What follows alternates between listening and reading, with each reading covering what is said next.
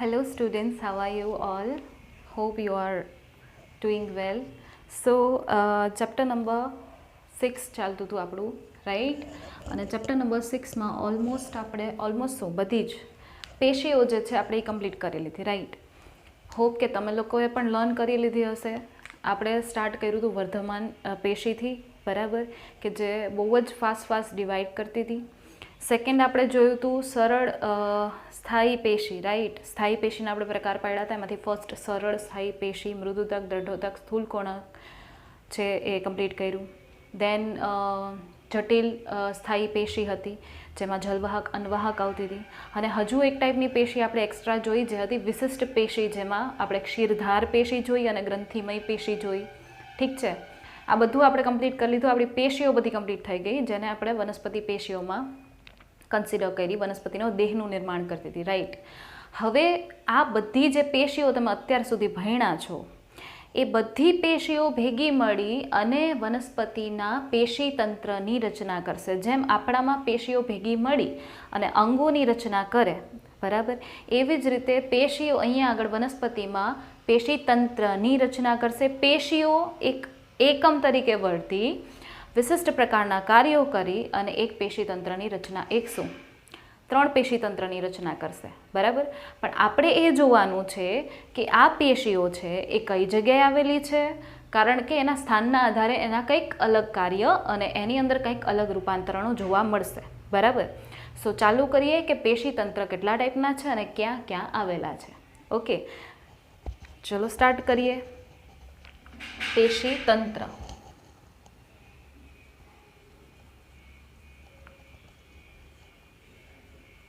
બરાબર.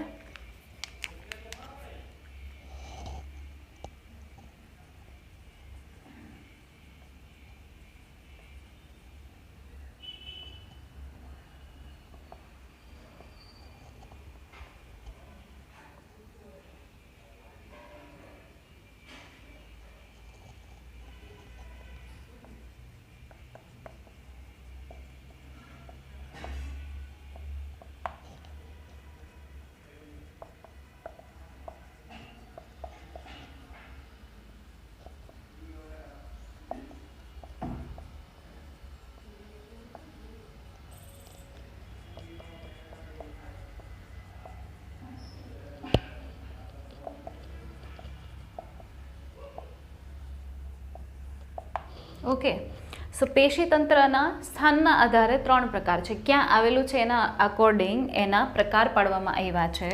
So first one is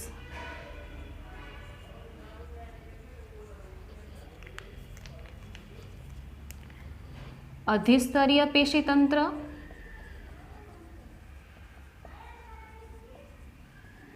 બીજું છે આધારોતક,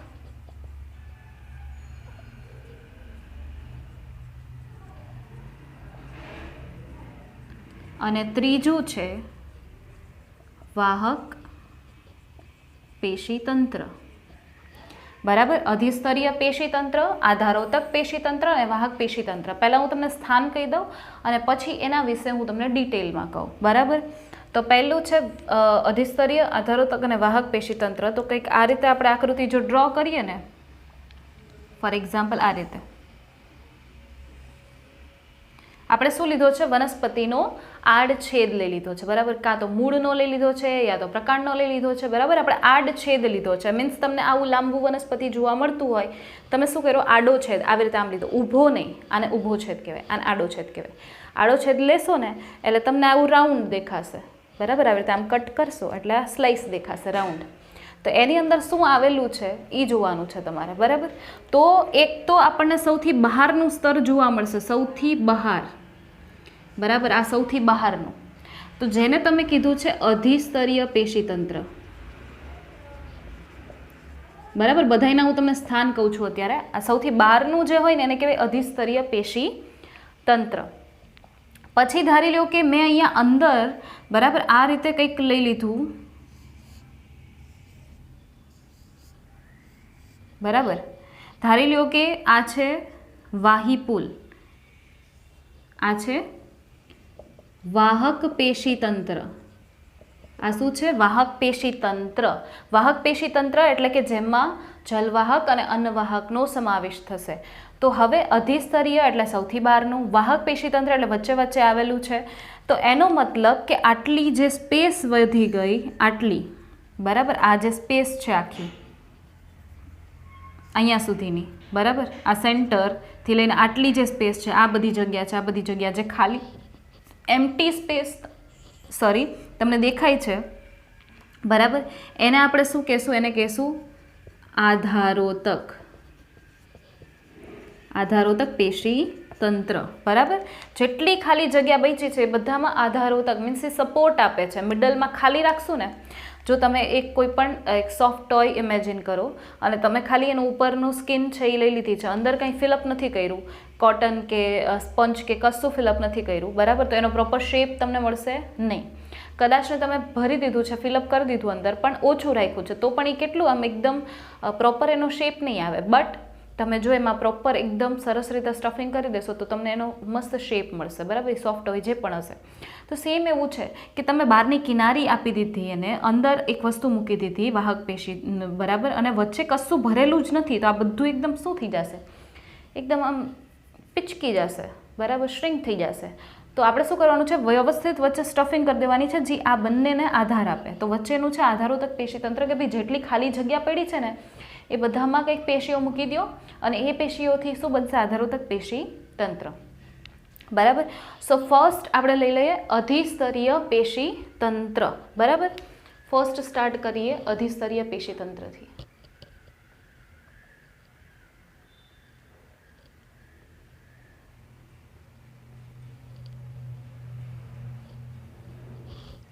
તો અધિસ્તરીય પેશી તંત્ર જે છે, બરાબર, એક તો એ સૌથી બહારની તરફ આવેલું છે,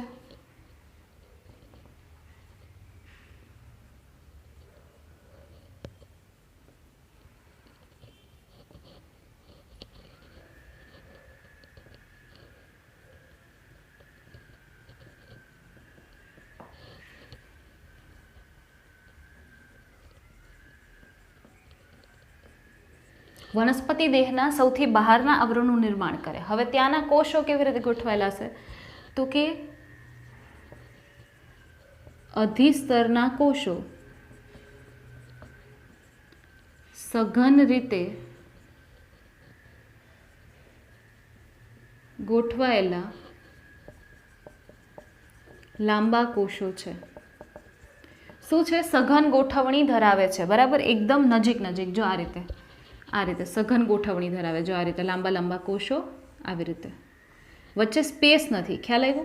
આ રીતે સઘન ગોઠવણી ધરાવે. તો આ છે અધિસ્તર. અધિસ્તર એટલે સૌથી બહારનું સ્તર, અને એણે બનાવ્યું કોણે? તો કે અધિસ્તરીય પેશીતંત્ર એને બનાવી દીધું, બરાબર, સૌથી બહારનું સ્તર. હવે તમારે અધિસ્તરીય પેશીતંત્રમાં શું જોવાનું છે? તો કે અધિસ્તરીય પેશીતંત્ર છે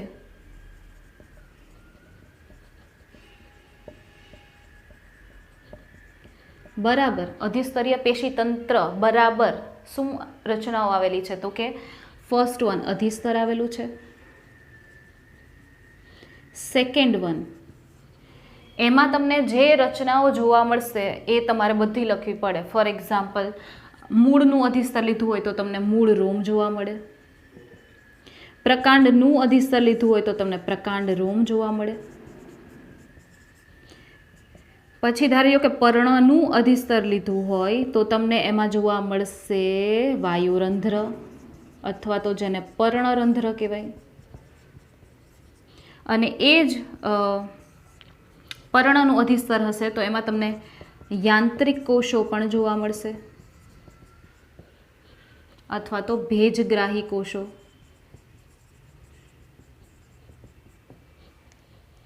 બરાબર.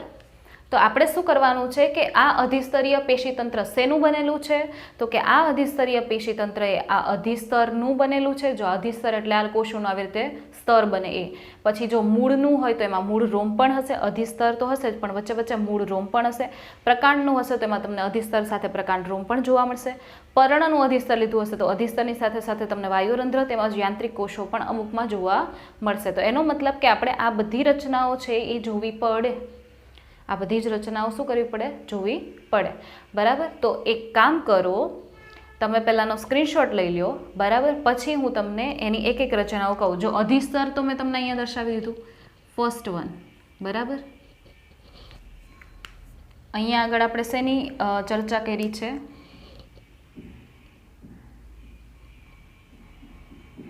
પહેલું અધિસ્તર.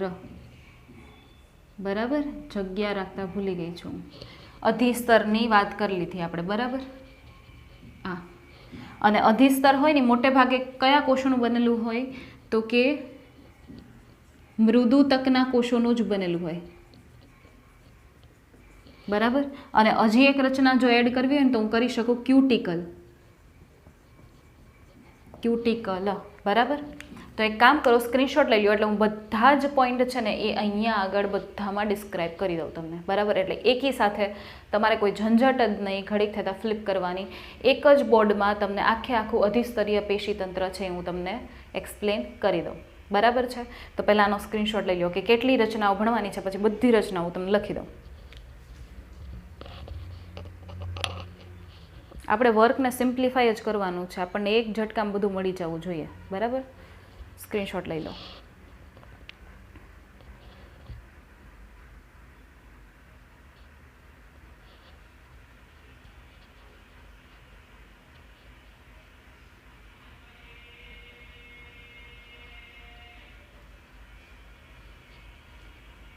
બરાબર છે.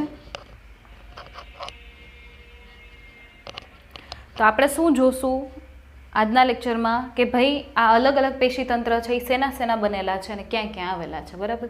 તો અત્યારે આપણે વાત કરીએ સૌથી બહારનું અધિસ્તરીય પેશીતંત્રની.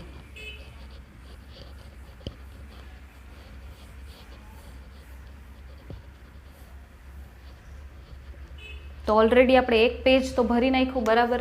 Consider it page number 1. બરાબર. ધારી લો કે આ તમારું પેજ નંબર 1 છે.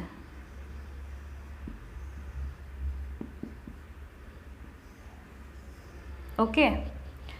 બીજા પેજીસ હું અહીંયા ભરી દઉં સાઈડમાં. સો અધિસ્તર વિશે તમે જ્ઞાન મેળવી લીધું છે. હવે મૂળ રોમ વિશેની વાત છે. બરાબર. મૂળ રોમ. તો અહીંયાથી સ્ટાર્ટ કરીએ. સેકન્ડ વન,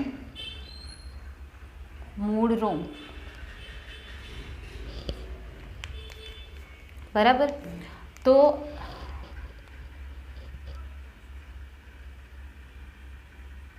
મૂળના અધિસ્તર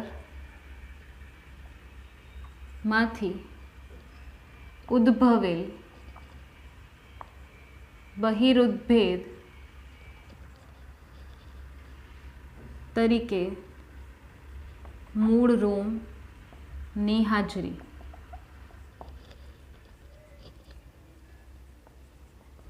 એક કોષીય નળાકાર દોરા જેવી રચના સપાટીય ક્ષેત્રફળમાં વધારો કરે, પાણી અને ખનિજ ક્ષારો ના શોષણનું કાર્ય કરે. બરાબર. જો હવે મૂળ રોમ વિશે આપણે ચર્ચા કરીએ. બરાબર. તો જો ઇન કેસ તમે વનસ્પતિના મૂળના ભાગનો આડછેદ લીધો, તો જો તમે મૂળના ભાગનો આડછેદ લીધો હશે તો તમને કંઈક આ રીતની રચના જોવા મળશે. આ રીતની રચના જોવા મળશે. બરાબર. આ મૂળનો આડછેદ છે, અંદર ઘણા બધા કોષો છે, પણ આપણે શું જોવાનું છે? ખાલી બહારનું સ્તર. તો આ બહારનું સ્તર છે અને આ એમાંથી નીકળો બહિરુદ્ભેદ. આ કોષ અને ધારી લો કે આ બહારની બાજુ કંઈક ઉદ્ભવ નીકળો જો આવી રીતે.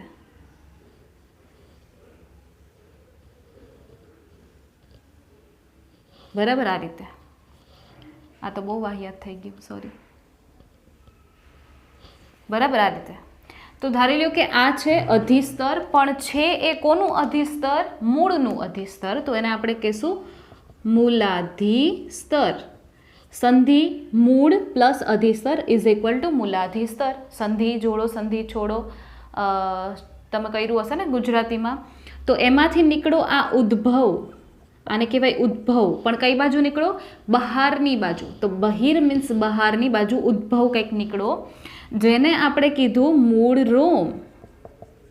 બરાબર, એક કોષીય રચના છે. તો આ આખે આખો આ જો એક જ સિંગલ કોષ છે, આ ડબલ કોષ નથી, આ સિંગલ કોષ એક જ છે. બરાબર, દોરી જેવી નળાકાર રચના બહાર નીકળતી હોય.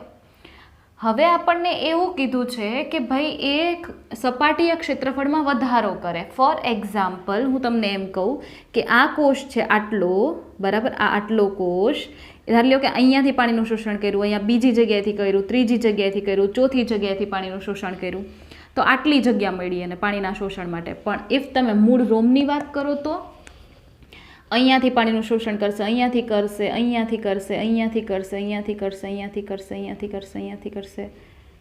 જો કેટલી આટલી મોટી સપાટી મળી. આમાં બસ આટલી સપાટી મળતી હતી, આમાં આટલી મોટી સપાટી મળી. તો જેટલી વધારે સપાટી એટલું વધારે પાણીના શોષણ માટે જગ્યા મળે. તો એનો મતલબ કે સપાટીય ક્ષેત્રફળ શું થયું? વધ્યું. કોના લીધે? મૂળ રોમના લીધે. તો એટલું વધારે પાણી અને ખનિજ ક્ષારોનું શોષણ કરશે કોણ? મૂળ રોમ કરશે. બરાબર, તો આ થઈ ગયો આપણો મૂળ રોમનો પોઈન્ટ. હવે આવશે શું? તો કે હવે આવશે મૂળ રોમ આપણા ડન થઈ ગયા. પ્રકાંડ રોમ. શું આવશે? પ્રકાંડ રોમ. બરાબર, તો થર્ડ પ્રકાંડ રોમ. તો પ્રકાંડ રોમ છે એ પ્રકાંડના અધિસ્તરમાંથી ઉદ્ભવેલ બહિરુદભેદ છે.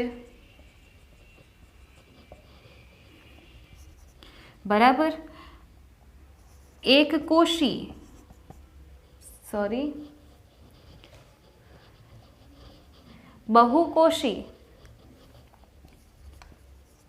બહુકોષીય રચના શાખિત કે અશાખિત, શાખિત કે અશાખિત હોય. બરાબર,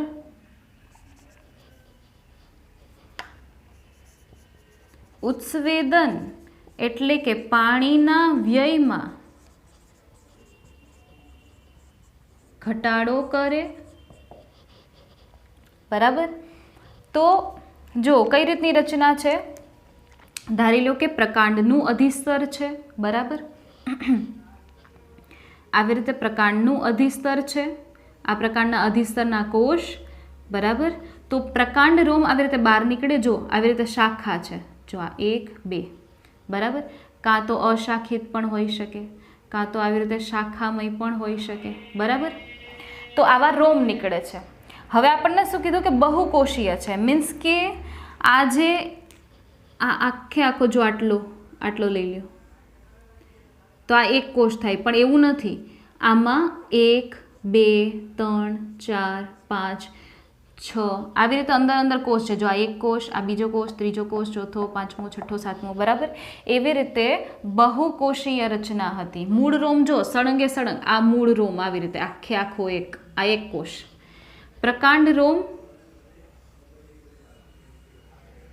આવી રીતે, જો આવી રીતે અલગ અલગ કોષ છે, આ બધાય અલગ અલગ કોષ છે. ખ્યાલ આવ્યો? બરાબર, આમાં એક કોષ છે મૂળ રોમમાં, અહીંયા ઘણા બધા કોષ છે. તો બહુકોષીય રચના છે, ઘણા બધા કોષવાળી રચના છે. શાખિત હોઈ શકે, અશાખિત પણ હોઈ શકે. આ શાખિત ન હોય, મૂળ રોમ શાખિત ન હોય, પ્રકાંડ રોમ શાખિત અથવા તો અશાખિત હોઈ શકે. મૂળ રોમ પાણીના શોષણ સાથે સંકળાયેલા હતા. આ પણ શું કરશે? પાણીનું થોડું ઘણું શોષણ કરશે, એટલે કે પાણીનો વ્યય ઘટાડશે. ઉત્સવેદન દ્વારા જે પ્રકાંડ છે એ પાણી ગુમાવતું હોય એ પાણીના વ્યયમાં શું કરશે? ઘટાડો કરશે. એનો મતલબ કે પ્રકાંડમાં પાણીની જાળવણી કરી રાખવામાં, એનો વ્યય ન કરવામાં કોણ હેલ્પફુલ થશે? પ્રકાંડ રોમ હેલ્પફુલ થશે. બરાબર, પ્રકાંડ રોમ મદદરૂપ થશે. બરાબર, તો આ થઈ ગયું તમારું પ્રકાંડ રોમ કમ્પ્લીટ. ઓકે, તો આપણો થર્ડ પોઈન્ટ કમ્પ્લીટ થઈ ગયો. હવે બાકી છે વાયુરંધ્ર અથવા તો પર્ણરંધ્ર, યાંત્રિક કોષો અથવા તો ભેજગ્રાહી કોષો અને ક્યુટિકલ. બરાબર, તો ચાલુ કરીએ વાયુરંધ્ર.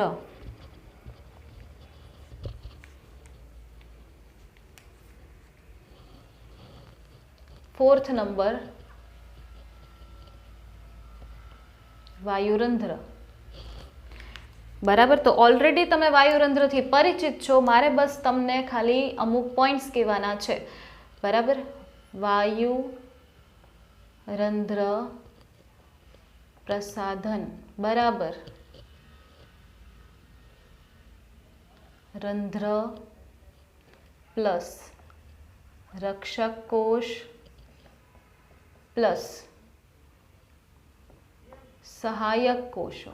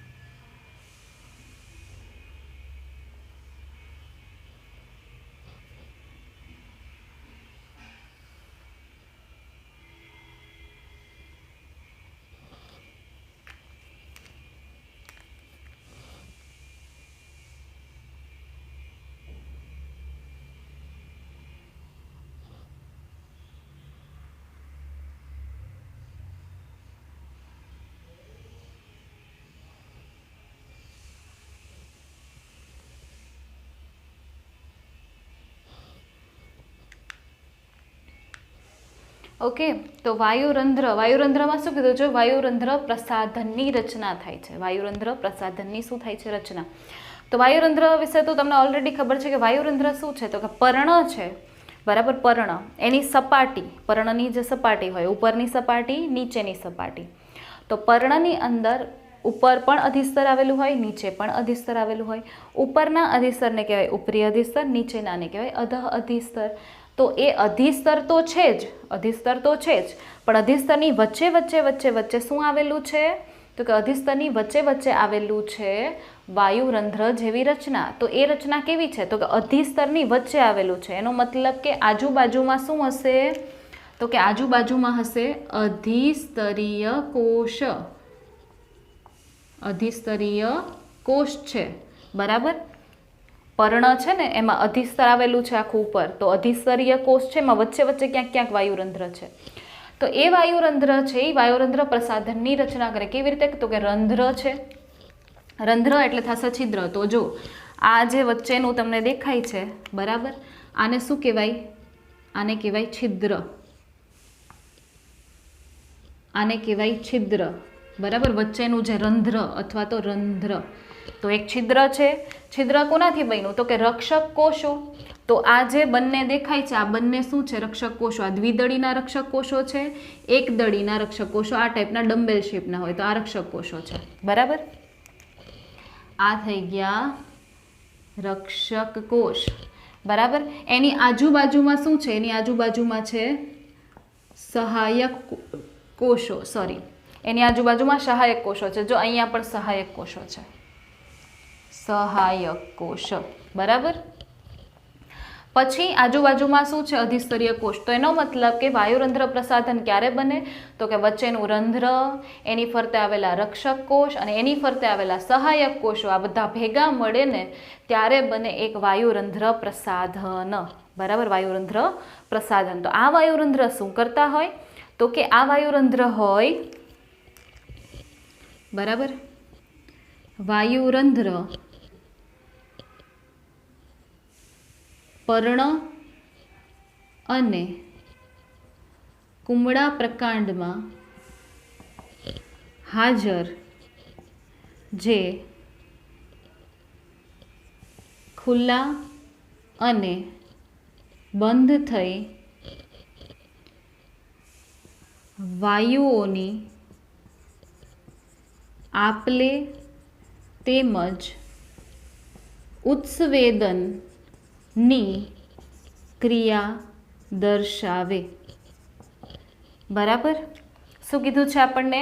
વાયુરંધ્ર શું થતા હોય? ખોલ બંધ થતા હોય. ક્યારે ખોલ બંધ થાય? તો કે રક્ષક કોષો છે બરાબર, એની અંદરની દિવાલ કેવી હોય? જાડી અને સ્થૂલિત હોય. જ્યારે બહારની દિવાલ કેવી હોય? પાતળી હોય. અંદરની દિવાલ જાડી અને સ્થૂલિત અને બહારની દિવાલ કેવી હોય? પાતળી.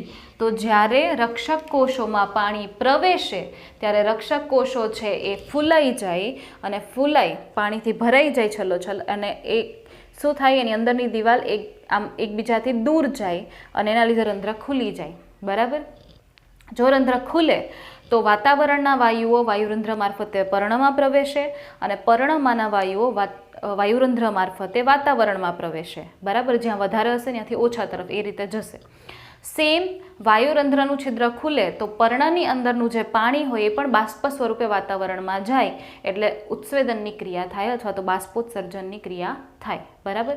તો વાયુરંધ્ર છે એ વાયુઓની આપલે કરે છે એટલે કે કાર્બન ડાયોક્સાઇડને ગ્રહણ કરે છે તો પ્રકાશન શ્લેષણ થશે, ઓક્સિજનને ગ્રહણ કરશે તો શ્વસન થશે.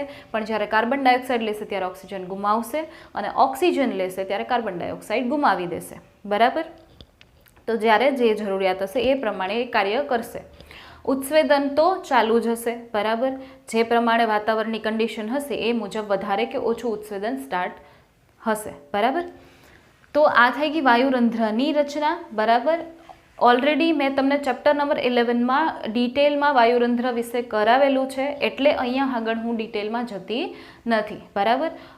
તો વધારે ડિટેલ માટે જો વાયુરંધ્ર તમને યાદ ન હોય તો તમે જઈ શકો ચેપ્ટર નંબર 11ના એ વિડીયોમાં. બરાબર. કે જેમાં મેં તમને ઉત્સવેદન સાથે સાથે ઉત્સવેદન શીખવાડ્યું હતું. એમાં વાયુરંધ્ર વિશે આપણે વાત કરેલી છે. બરાબર. બહુ ડિટેલમાં વાત કરેલી છે. ચલો, તો વાયુરંધ્ર આપણું અહીંયા આગળ કમ્પ્લીટ. એના પછી નેક્સ્ટ છે શું? યાંત્રિક કોષો અથવા તો ભેજગ્રાહી કોષો. બરાબર. તો 5th વન છે યાંત્રિક કોષ અથવા તો ભેજગ્રાહી કોષ. બરાબર. તો પર્ણ જે હોય પર્ણ બરાબર એના અધિસ્તરમાં પર્ણનું જે ઉપરનું અધિસ્તર છે ઉપર તો એમાં અમુક કોષો જે અધિસ્તરના છે ને એ રૂપાંતરિત થઈને કંઈક આ ટાઈપના થઈ ગયા છે. જો આ અધિસ્તરના નોર્મલ કોષો, આ ઉપરી અધિસ્તર છે.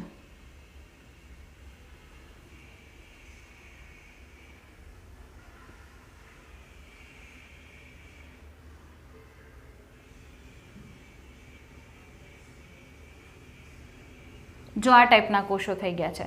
તો આ જે કોષો છે ને એ યાંત્રિક કોષો છે અથવા તો કેવા કહેવાય? ભેજગ્રાહી કોષો છે. બરાબર. આ પર્ણનું શું છે? ઉપરી અધિસ્તર.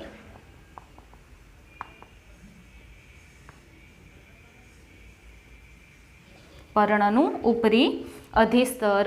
બરાબર. તો એ છે ઉપરી અધિસ્તર મીન્સ પર્ણનું ઉપરનું સ્તર. એમાં ઘણી વખત તમને આ ટાઈપના કોષો જોવા મળશે.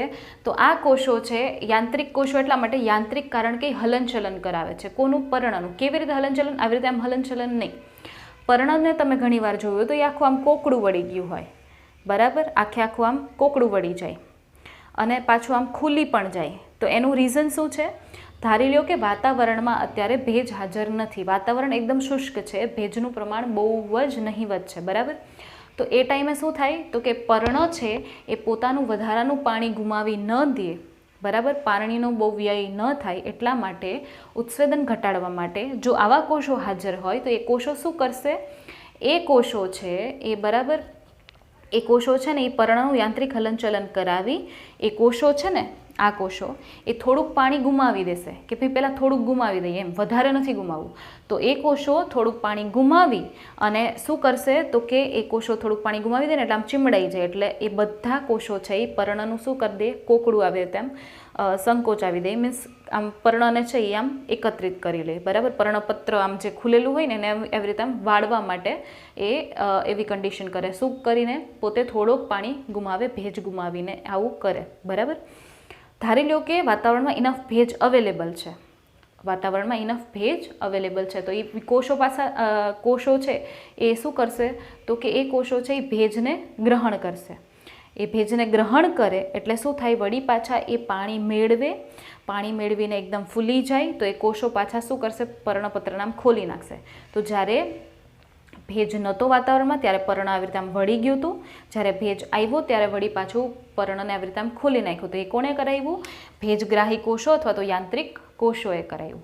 બરાબર, તો એનો મતલબ કે પર્ણપત્રનું હલન ચલન એ દર્શાવવાવાળા છે આ યાંત્રિક કોષો અથવા તો ભેજગ્રાહી કોષ. હવે એ પણ થઈ ગયું આપણું ડન. તો હવે કોણ બાકી રહ્યું? ક્યુટિકલ બાકી રહ્યું. તો ક્યુટિકલ વિશે અહીંયા જ લખી નાખીએ આપણે, ક્યુટિકલ. બરાબર, અહીંયા જ લખી નાખો ક્યુટિકલ વિશે. તો ક્યુટિકલ શું છે તો કે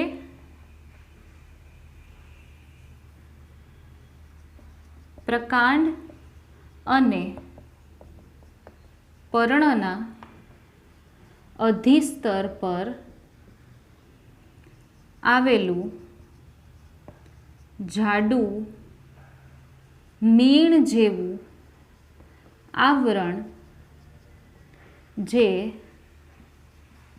પાણી માટે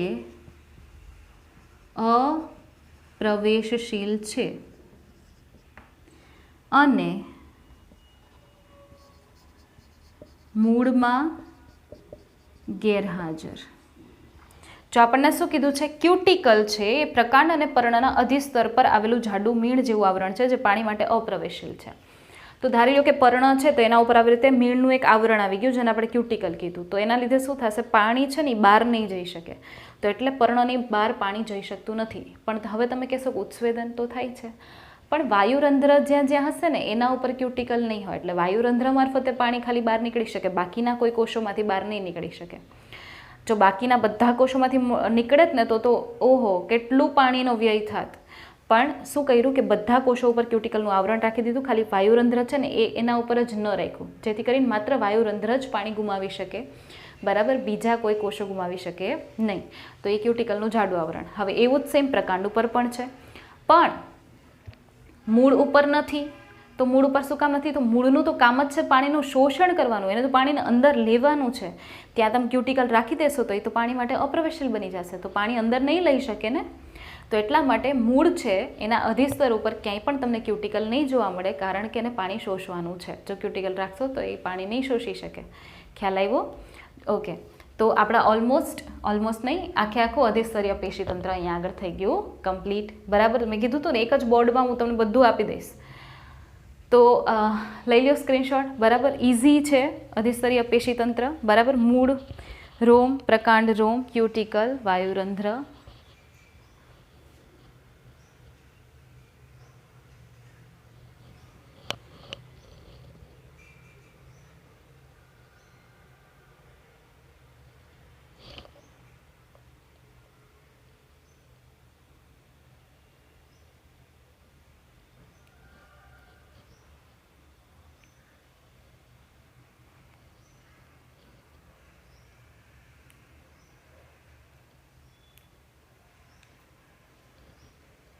ઓકે,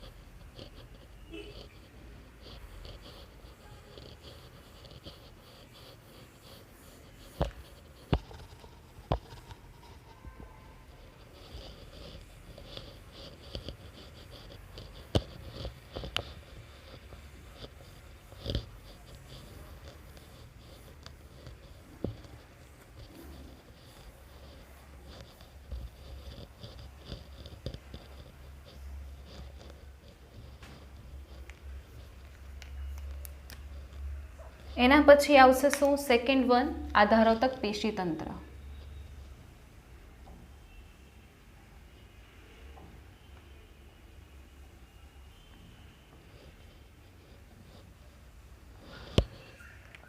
બરાબર છે. સો આધારોતક પેશીતંત્ર મેં તમને કીધું વચ્ચેની અંદરની સ્ટફિંગ કરવા માટે છે. તો એનો મતલબ કે આપણે આવી રીતે લખી શકીએ કે અધિસ્તરીય પેશીતંત્ર અને વાહક પેશીતંત્ર અથવા તો સંવહન પેશીતંત્ર ને બાદ કરતા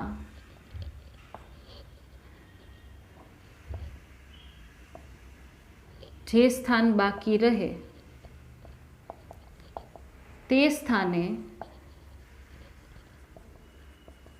આધારોતક પેશીતંત્રની હાજરી છે. અધિસ્તરીય પેશીતંત્ર એટલે સૌથી બહારનું આવરણ કાઢી નાખ્યું. વાહક પેશીતંત્ર એટલે અંદર જે વાહી પુલો જલવાહક અનવાહક છે એને કાઢી નાખી. તો જેટલો બાકી વધ્યો પોર્શન એમાં શું હશે? આધારોતક પેશીતંત્ર. એટલે કે જેટલો પોર્શન વધ્યો એ બધાને આપણે આધારોતક પેશીતંત્ર કહી શકીએ. તો કેટલો પોર્શન વધ્યો? તો જોવું જોઈએ અહીંયા આગળ.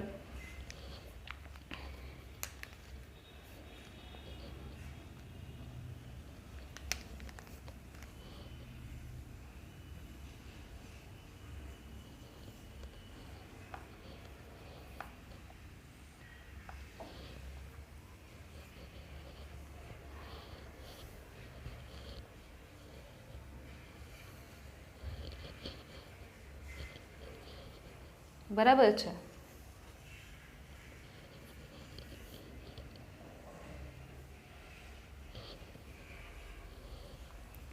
તો આ થઈ ગયું અધિસ્તર.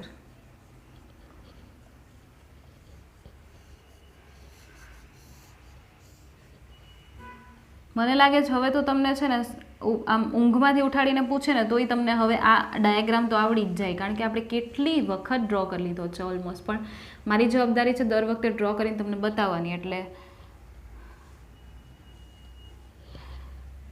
બરાબર, આ થઈ ગયું અધિસ્તર.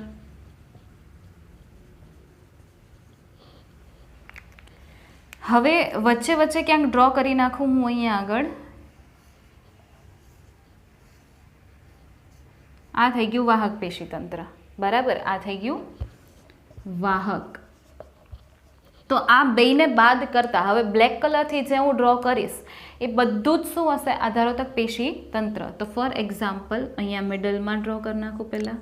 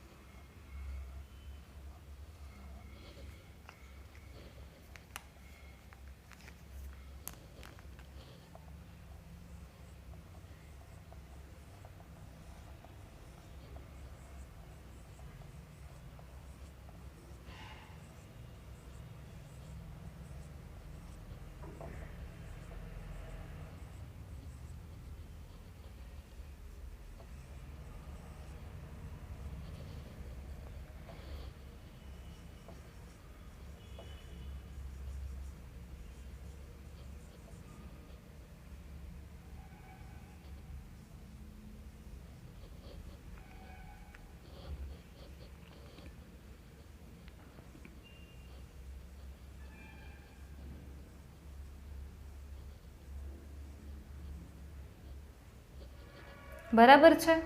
મેં આટલું ડ્રો કર્યું છે, આ બધું ખાલી રાખ્યું છે. તો આ જે વિસ્તાર મેં ડ્રો કર્યો એ બધું શું છે? આધારોતક પેશીતંત્ર, જે બ્લેક કલરથી તમને દેખાય છે. તો આધારોતક પેશીતંત્રમાં શું આવશે? તો કે સૌથી બહારનું જે આવરણ છે એને કહેવાય બાહ્યક. પછી આવશે અંતઃસ્તર. અંતઃસ્તર પછીનું જે આ આવરણ છે એને કહેશું આપણે પરિચક્ર.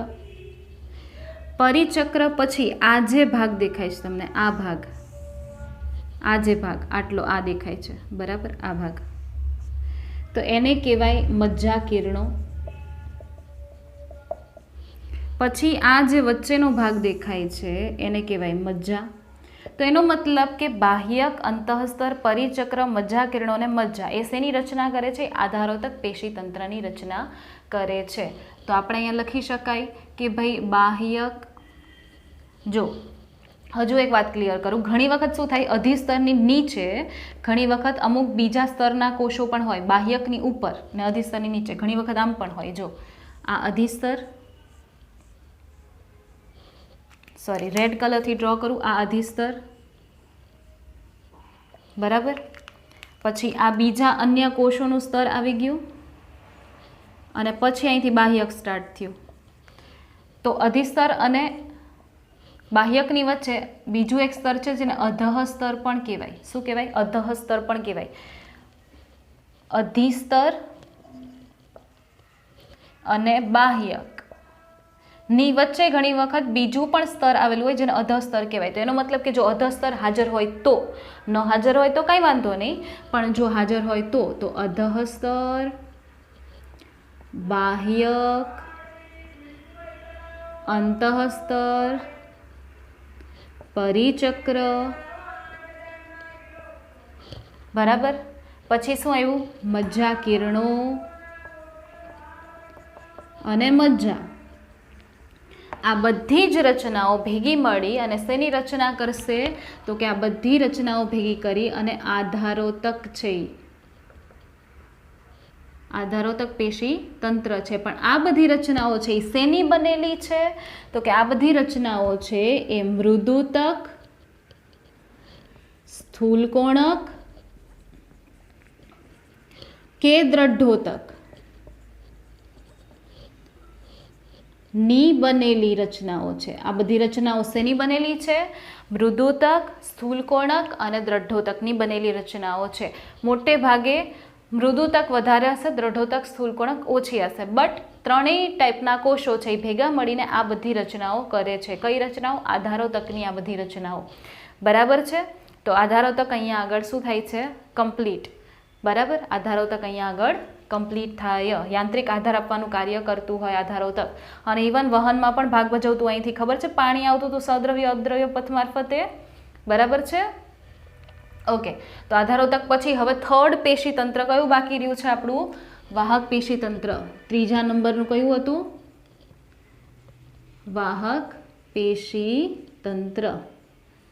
તો જે વાહક પેશી તંત્ર છે એ તમને આકૃતિમાં હવે દેખાય જ છે, આર્યું વાહક પેશી તંત્ર, બરાબર. તો વાહક પેશી તંત્ર છે એ શેનું બનેલું છે? તો કે વાહક પેશી તંત્ર, જો અહીંયા આગળ આ શેનું બનેલું હતું? મૃદુતક, સ્થૂલકોણક, દ્રઢોતક. એનો મતલબ કે સરળ સ્થાયી પેશીનું બનેલું. કોણ? આધારોતક. પણ વાહક તંત્ર શેનું બનેલું છે? તો વાહક પેશી તંત્ર છે એ જટિલ સ્થાયી પેશીનું બનેલું છે. શેનું છે? જટિલ સ્થાયી પેશીનું. મીન્સ ઘણા બધા પ્રકારના કોષો ભેગા મળી અને વાહક પેશી તંત્ર બનાવશે. તો વાહક પેશી તંત્ર છે એમાં કોનો સમાવેશ થાય? તો કે જલવાહક અને અન્નવાહકનો સમાવેશ. જેમાં જલવાહક અને અન્નવાહકના જોડકાને એકી સાથે બોલાશે વાહી પુલ. શું કહેવાય એને? વાહી પુલ. જલવાહક અને અન્નવાહકને જો એકી સાથે બોલવું હોય તો તમે શું બોલી શકો એને? વાહી પુલ બોલી શકો, બરાબર. તો એ શેનું બનેલું છે? જટિલ સ્થાયી પેશીનું. મીન્સ કે ઘણી બધી સરળ સ્થાયી પેશીઓ ભેગી મળી અને આ જલવાહક અને અન્નવાહકની રચના કરે છે, બરાબર છે. તો વાહક પેશી તંત્ર છે એ શેમાં મદદરૂપ થશે? તો કે પાણી, ખનિજ ક્ષારો તેમજ ખોરાક અને અન્ય દ્રવ્યો ના વહનમાં મદદરૂપ. શું કરે છે વાહક પેશી તંત્ર? પાણી, ખનિજ ક્ષારો, ખોરાક હોય, અન્ય દ્રવ્યો જેવા કે અમુક બીજા જે વેસ્ટ મટીરિયલ હોય, બરાબર, પછી અંતઃસ્ત્રાવો હોય, તો એ બધાનું વહન પણ કોણ દર્શાવે છે? જલવાહક અને અન્નવાહક છે એના ઘટકો દર્શાવતા હોય, બરાબર. તો આ થઈ ગયું તમારું ટેક્સ્ટબુક વાઇઝ પેશીતંત્ર કમ્પ્લીટ.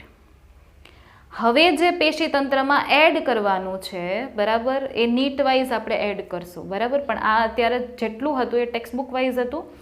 એન્ડ બીજું એ કે જે આપણે પેશી બધી કમ્પ્લીટ કરીને, વાહક પેશી છે, પછી છે એટલે કે વાહક પેશી મીન્સ કે જટિલ સ્થાયી પેશી છે, બરાબર, એ બધું આપણે કમ્પ્લીટ કર્યું. તો એ યાદ રાખી લેજો કે આપણે એમાં નીટના પોઈન્ટ્સ જોયા હતા, બટ આપણી ટેક્સ્ટબુક પણ સાથે સાથે કવર થઈ ગઈ છે. તમે એકવાર જો ટેક્સ્ટબુક ન રીડ કરી હોય તો ટેક્સ્ટબુકમાં તમે પેશીઓ રીડ કરી શકો. આપણે જે નીટના પોઈન્ટ્સ જોયા છે એમાં આપણું ટેક્સ્ટબુક પણ કવર થઈ ગયું છે. એમાં કોઈ પણ એક્સ્ટ્રા કંઈ કરવાની જરૂર નથી, બરાબર. અલગથી ટેક્સ્ટબુક, અલગથી નીટ એમાં નહીં કરવાની જરૂર પડે. ઓલમોસ્ટ આપણું બધું કવર થઈ ગયું છે. તો એકવાર ટેક્સ્ટબુકમાંથી જટિલ સ્થાયી પેશી એટલે કે અન્નવાહક અને જલવાહક છે એ રીડ કરીને જોઈ લેજો. અને છતાં પણ જો કંઈ એવું લાગે ન સમજાતું હોય તો you can contact me. Okay, ચલો આનો સ્ક્રીનશોટ લઈ લો.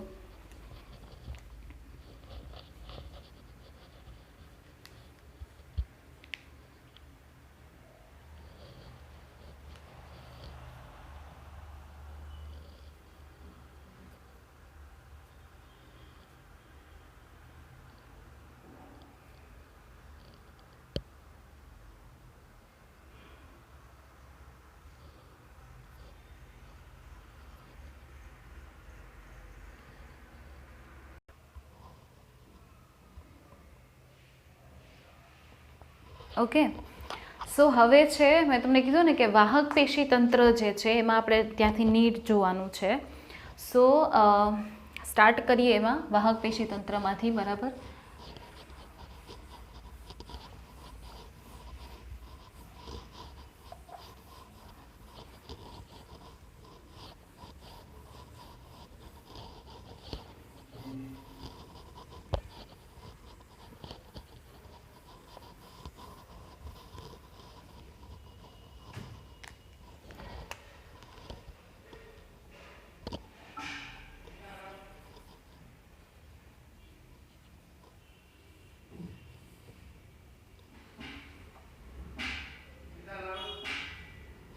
બરાબર છે, વાહક પેશી તંત્ર. તો એમાં ફર્સ્ટ નીટનો પોઈન્ટ છે કે પ્રાથમિક જે જલવાહક છે, પ્રાથમિક જલવાહક જે છે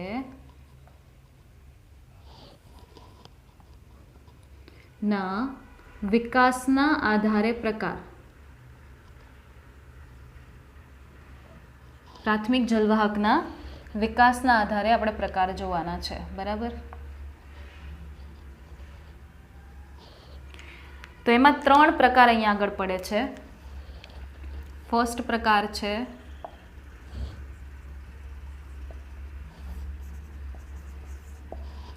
અપકેન્દ્રી અથવા તો અંતરારંભી. બીજું છે અભિકેન્દ્રી અથવા તો બહિરારંભી. અને ત્રીજું છે અપકેન્દ્રી અને અભિકેન્દ્રી બંને, બરાબર. પહેલું અપકેન્દ્રી અંતરારંભી, અભિકેન્દ્રી બહિરારંભી, અપકેન્દ્રી અભિકેન્દ્રી બંને, બરાબર. તો અપકેન્દ્રી અથવા તો અંતરારંભી એ પ્રાથમિક જલવાહક એવી કોને કહેવાય, બરાબર. તો કે જોવા મળે ક્યાં? તો કે મૂળમાં. ક્યાં જોવા મળશે? મૂળમાં જોવા મળશે. આ ક્યાં જોવા મળશે? પ્રકાંડમાં જોવા મળશે. અને આ શેમાં જોવા મળશે? ત્રિઅંગીઓમાં જોવા મળશે.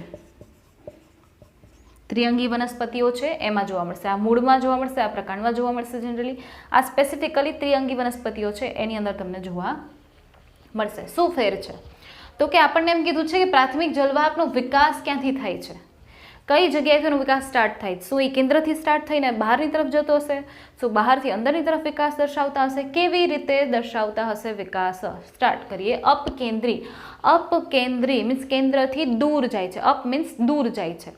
અંતર મીન્સ અંદરથી સ્ટાર્ટ થાય છે. बराबर। तो केंद्र थी दूर थाय छे, अंदर थी स्टार्ट थाय छे। वोट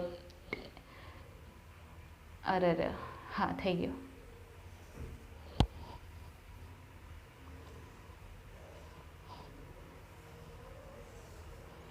बराबर छे। तो આપણે આડછેદ લઈ લીધા છે। હવે તો તમને આડછેદ એટલે ખબર પડવી જોઈએ, મેં તો કેટલી વખત કહી દીધું હશે। તો અપકેન્દ્રી મીન્સ કેન્દ્રથી दूर જાય, તો કેન્દ્રથી दूर જાય છે એનો મતલબ એવું થાય કે ભાઈ આવી રીતે આમ દર્શાવે છે। જો અહીંથી કેન્દ્રથી આમ જાય છે, એરા એરા નહીં એરો જોજો, બરાબર આ રીતે આવી રીતે આમ। અહીંયા કીધું છે અભિકેન્દ્રી મીન્સ કેન્દ્રમાં આવે છે। બહિરારંભી મીન્સ બહારથી પ્રારંભ થયો ને અંદર આવે છે, બહારથી પ્રારંભ થયો ને અંદરની તરફ આવે જો આમ। અને અહીંયા કીધું છે અપકેન્દ્રી અભિકેન્દ્રી બંને એમ બહારે જાય છે અંદરે આવે છે, બરાબર। તો બહાર પણ જાય છે અંદર પણ આવે છે, એવી રીતે આમ અંદર પણ આવે છે બહાર પણ જાય છે, અંદર પણ આવે છે બહાર પણ જાય છે, અંદર પણ આવે છે બહાર પણ જાય છે। હવે આનો મતલબ શું થાય છે? તો એનો મતલબ કે જલવાહિનીનો વિકાસ જે છે ને એ અહીંયા આગળ અંદરથી સ્ટાર્ટ થાય છે,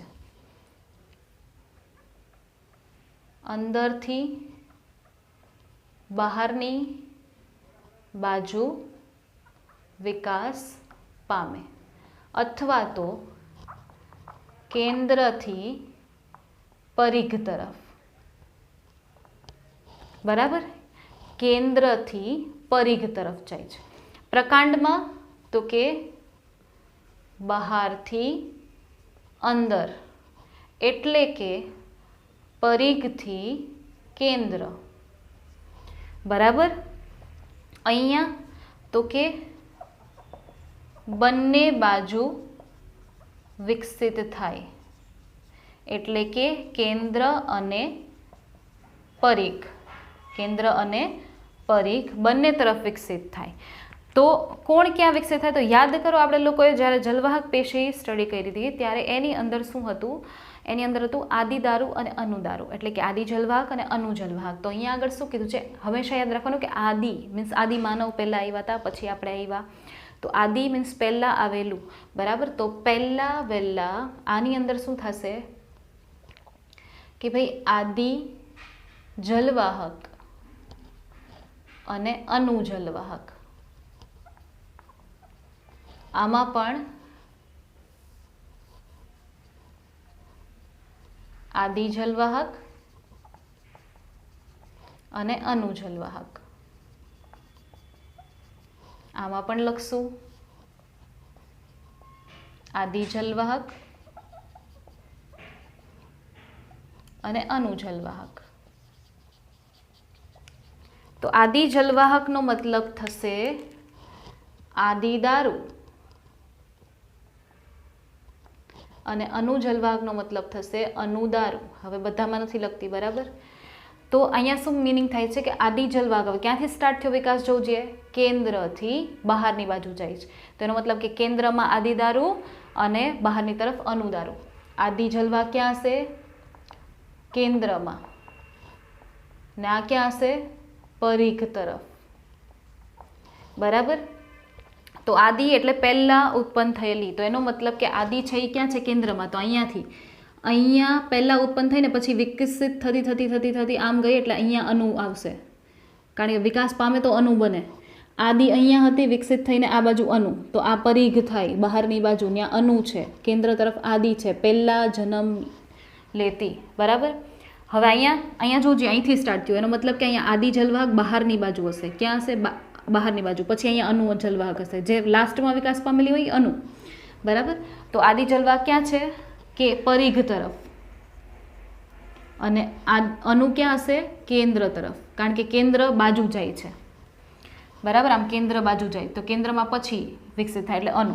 તો બહિરારંભી મીન્સ બહારથી આરંભ થયો, અભિકેન્દ્રી મીન્સ કેન્દ્ર તરફ વિકસિત થઈને જાય, જો આમ ખ્યાલ આવ્યો, બરાબર।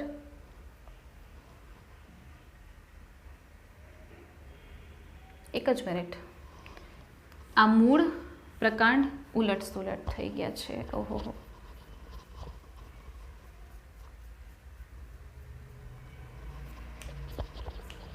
બરાબર। અહીંયા આગળ આવશે પ્રકાંડ, અને અહીંયા આગળ આવશે મૂળમાં. ખ્યાલ આવ્યો? ઓકે. પછી અહીંયા શું છે ત્રિઅંગીમાં? તો કે ત્રિઅંગીમાં અહીંયા આગળ જોવું જોઈએ આદિ જલવાહક, બરાબર, આદિ જલવાહક અને અનુજલવાહક આપણને કીધું છે. તો અહીંયા શું કીધું? બંને બાજુ વિકસિત થાય. તો અહીંયા કંઈક થોડુંક ઉલટ સુલટ છે. શું થશે? તો કે આદિ જલવાહક, અહીંયા આગળ પણ આવશે અનુજલવાહક. તો અહીંયા કેવી રીતે થશે ખબર છે? આદિ જલવાહક વચ્ચે અને આ સાઈડ અનુજલવાહક અને આ સાઈડ પણ અનુજલવાહક. અહીંયા આદિ વચ્ચે, અહીંયા અનુ અને અહીંયા પણ અનુ, બંને બાજુ અનુજલવાહક. તો એના લીધે શું થશે? આદિ જલવાહક અહીંયા વચ્ચે હશે. જો અહીંયા વચ્ચે આદિ જલવાહક મધ્યમાં છે, મધ્યમાં, અને બંને તરફ અહીંથી આમ જાય તો અનુ બને, અહીંથી આમ જાય તો અનુ બને, અહીંથી આમ જાય તો અનુ બને, અહીંથી આમ જાય તો પણ અનુ બને. બરાબર? પહેલા આદિ બને પછી અનુ બને. તો અહીંયા આદિ, અહીંયા અનુ, અહીંયા અંદર પણ અનુ. બરાબર? તો આદિ જલવાહક છે એ વચ્ચે આવેલી અને આવી રીતે આમ નિર્માણ કરે અનુ જલવાહકનું. ખ્યાલ આવ્યો તમને? બરાબર? તો આ થઈ ગયું આપણું પ્રાથમિક જલવાહકના વિકાસના આધારે પ્રકાર. બરાબર છે? તો આ તમે સ્ક્રીનશોટ લઈ લ્યો. આ રીતે વિકસિત થતી હોય જલવાહક પેશી. કાં તો એ અંદર પહેલાં વિકસિત થાય પછી બહારની તરફ જાય, કાં તો બહાર પહેલાં વિકસિત થઈ ગયો અંદરની તરફ જાય, કાં તો વચ્ચે વિકસિત થઈ હોય તો અંદર અને બહારની તરફ બે બાજુ વિકસિત થાય. બરાબર? તો આ એક નીટનો પોઈન્ટ થઈ ગયો. હજુ પણ ઘણા બધા છે નીટના પોઈન્ટ્સ, વાહીપુલના પ્રકારો ને એવું બધું. બરાબર? પણ અત્યારે આનો સ્ક્રીનશોટ લઈ લ્યો.